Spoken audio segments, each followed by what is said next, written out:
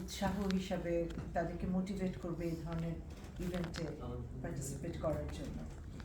আর test মানে খাবারের সাথে টেস্ট অবশ্যই একটা ডাইরেক্ট কোরিলেশন, বাট তাছাড়া যেটা হচ্ছে যে একটা এই খাবারের মধ্য দিয়ে আমরা কিন্তু শুধুমাত্র স্বাদ না, আমরা একটা দেশের ঐতিহ্য সংস্কৃতিকে আমাদের আইডেন্টিটিকে তুলে ধরি, তাই না? আমরা যেমন জানি যে সামোসা যেটা আমরা এখন খেলাম, যেটা অনেকেই ভাবে এটা ইন্ডিয়ান, কিন্তু এটা দেখা যায় যেটা সেন্ট্রাল এশিয়া থেকে এসছে। বিরিয়ানির কথা আমরা জানি যে এটা অনেকে ভাবে যে হয়তো ইন্ডিয়া থেকে তৈরি, কিন্তু এটাও সেন্ট্রাল এশিয়া থেকে এসছে। এখন আমাদের কালচারের সাথে এমনভাবে ওতপ্রোতভাবে মিশে গেছে, এখন কাচ্চি বিরিয়ানি যেমন এখন it's a very part and parcel of বাংলাদেশের কুজিনে, তাই না?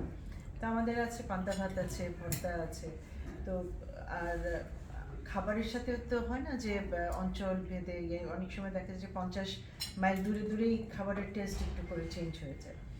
তো আমি অত্যন্ত খুশি হচ্ছি যে আপনারা এসছেন এখানে এত দূরে, কেউ বার্মিংহাম থেকে এসছেন, কেউ অন্যান্য জায়গা থেকে এসছেন, খুব ভালো লাগছে আপনাদের। এবং আমার মনে হয় যে এটা আগামীতে এটা চলতে থাকবে এবং আমরা আরও মহিলা পার্টিসিপেন্ট পাবো এবং তারা অনেক উৎসাহ নিয়ে এই ধরনের প্রতিযোগিতায় অংশগ্রহণ করবেন।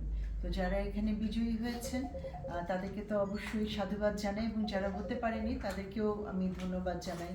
যে প্রতিযোগিতায় অংশ নেওয়াটাও কিন্তু একটা বিশাল ব্যাপার, সেখান থেকেও মানুষের কিন্তু অনেক অভিজ্ঞতা তৈরি হয় এবং মানুষের মধ্যে একটা মোটিভেশনও তৈরি হয় যে নেক্সট প্রতিযোগিতায় আমি অংশ নিব এবং আমি আরও ভালো করব।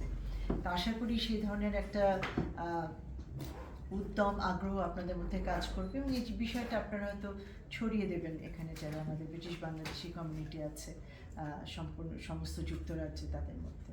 তা আপনাদের সবার জন্য শুভকামনা থাকলো, ভালো থাকবেন সবাই এবং আপনারা যেই ফিল্ডে আছেন সেখানে আরও বেশি আপনারা উন্নতি করেন, এই শুভকামনা থাকলো। ধন্যবাদ। Thank you.